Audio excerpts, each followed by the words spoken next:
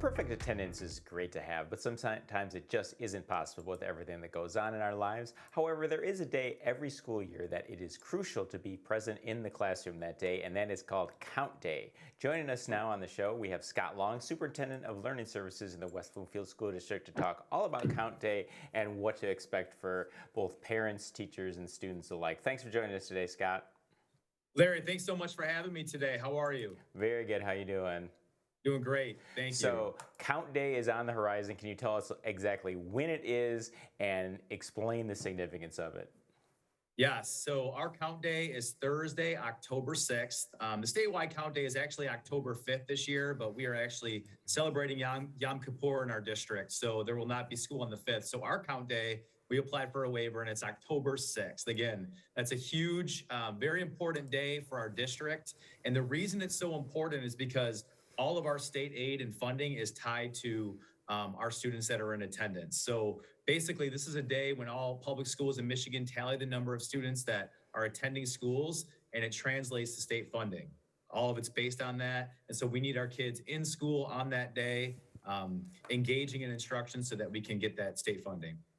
So now, is there a percentage that you shoot for? Or like, is there some sort of cutoff line that affects funding, or how does that work exactly, depending on Yeah, what so the attendance is? any student that's in our school district that's legally enrolled needs to be there. So we're shooting for 100%. However, there are situations or instances where a kid can't be in school that day if they're sick. And when that happens, we have requirements that we can follow in order to count those students that miss on count day. So our goal is to get everybody in school on that day, and then we have contingency plans for those that aren't. We're looking for kids that we have a count window basically. So it's September 27th to November 4th, where if kids are in school in that window, we can count them.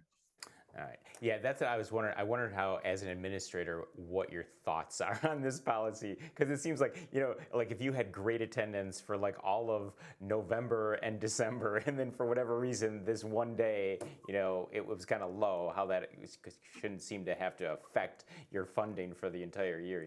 Yeah, exactly. And the fact that we have that window and we have requirements that we can follow to count those students that happen to miss that day or the next day is super helpful for us. And the thing is too, Larry, like we know that school attendance is so important, and we don't want to just make count day count. We want to make every single day count for our learners. Their presence and attendance in school is key to their academic success, their social emotional success, their maturity, right? And we know that absenteeism just in the first month of school can predict poor attendance throughout the school year, and poor attendance can influence a student's growth in terms of academics and maturity. We know this is crazy to think about, Larry. Research shows that students that miss 10% of the school year, it'll negatively affect their student performance. And when you think about it, 10% of their school year is really just 2 days per month. So when you Wow. think of it, it's really crazy to think about that. So now we're just kind of sort of over the COVID pandemic, but how did Count Day, how was that done during the pandemic? Very delicately. We were fortunate in the sense that, again, you go back to having that window of time there, and there was some flexibility. We were actually in school. There were some districts that weren't in-person instruction, so we were able to make that work. So now Count Day is coming up. Now, are there any incentives for students? Is there like a free lunch or anything, or it's just like, hey, we need your help, please do it? Larry, we don't have any specific incentives, but I think our incentive is kids love coming into our buildings and being around our teachers and connecting with each other. We pride ourselves in creating safe places for kids to learn, to feel comfortable, to grow and connect with each other. And to me, to be able to come to school, we want our kids to be excited to come to school. So we work on creating that environment every single day for our kids and our families. So at West Bloomfield Schools, what has the highest percentage of students coming to class consistently? Is it in the higher grades, or is it more in the lower grades like kindergarten and 1 through 6? Highest percentage consistently, you'll see that at the elementary level, middle school level, but they're all pretty much even throughout those grade levels, right? So we just had the big ribbon cutting ceremony for the middle school. I'm guessing you were there. Do you want to talk a little bit about that event, how that went? Yeah, so this is really cool, Larry. So I was walking the halls before the actual ribbon cutting at the middle school, and this young man walked up to me and he said, "Hey, coach, how are you?" And I looked and I could recognize his face, and his name was on the tip of my tongue. And he goes, "Let me help you out. You coached me when I was in seventh grade." He's 28 years old right now. He doesn't Wow. have any siblings in the district, but he wanted to come back with his family and just see this amazing place that we created for our middle school students and families. So I thought that was a really neat story that we had not just families that are currently in the district, but families that have had kids that have graduated out coming back to see this amazing place. There was lots of energy. Principal Amy Hughes did a wonderful job speaking to the entire group, and so did Dr. Bazzi, and so did our president, Stacy Brickman of the school board. So there was a really cool event in our auditoria, which is a combination of a cafeteria and an auditorium. It included those speakers. We had a great performance from our choir. They did a phenomenal job, and then it culminated with the cutting at the end. And another cool part about it, Larry, is we had our middle school students actually giving tours throughout the building. So community members that came in had a chance to see all the wonderful components of that beautiful building. So whenever I drive by, I've yet to go in the building, but I like, hey, if I was in school, I would be happy and eager to go into this brand new school. So what has the attendance? Has it been better than it was at the middle school last year?